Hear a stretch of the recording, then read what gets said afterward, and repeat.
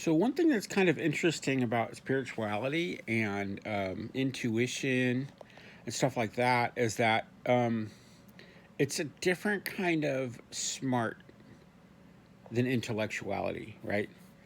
Somebody could be really book smart, like done all the calculus, all the science, right? But that doesn't mean that you've developed your intuitive aspect of spirituality. In fact, sometimes the logical mind can be a bit um, can take you away a little bit from the analytical mind. Although they're not they are useful. It is useful, but sometimes I think that people that are used to analytical and logical thinking sometimes have a harder time with stuff like meditation, um, stuff like that. You know what I mean? A lot of creatives really like meditation. David Lynch, Jerry Seinfeld, Howard Stern. A lot of people like that really like Howard meditation because it sort of gets your mind focused where you might be all over the place. It gets your mind focused into one kind of place for a valid measure of time. So I really like it, and I started meditating when I was about 19, and then I did it for a little while, and then I didn't do it for a long time, and kind of more recently got back into it. And I find it just really helps me.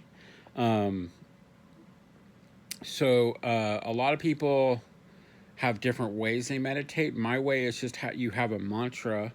Actually, I think in Sanskrit they called it the Simran, and it's just five charged words that I've been doing in my brain for since 1995, I think. So like almost 30 years.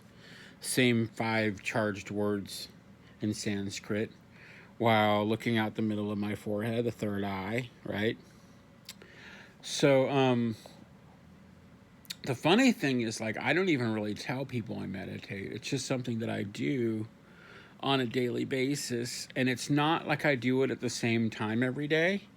I do it more on like I can sort of feel when I need to do it. A lot of times I do it when I wake up and I'm kind of like in a sort of resting mind frame.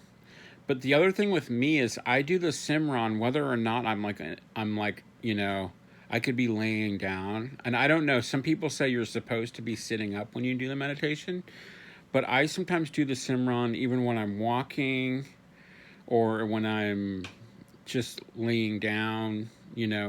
I feel like you can do the Simran anytime. It might be effective in a different way to sit up, you know. And I do sit up sometimes, but a lot of the time I'm like laying down when I do Simran. For me, it's just a way to get the mind in the space where you don't have a bunch of chatter. Because what happens is when you're focused on a certain set of words, um, what happens is at first there's a lot of chatter bubbling up to the surface, right? And just problems and stuff like that of everyday life.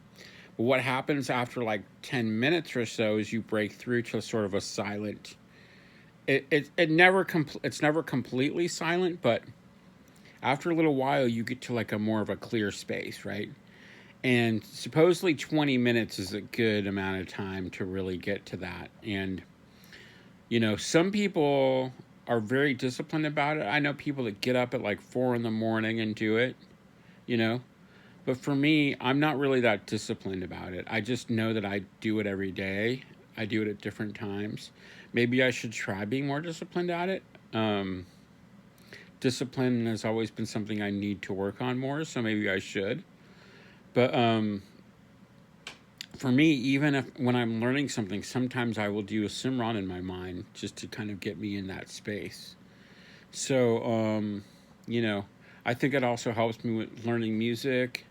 It helps me with learning all kinds of things.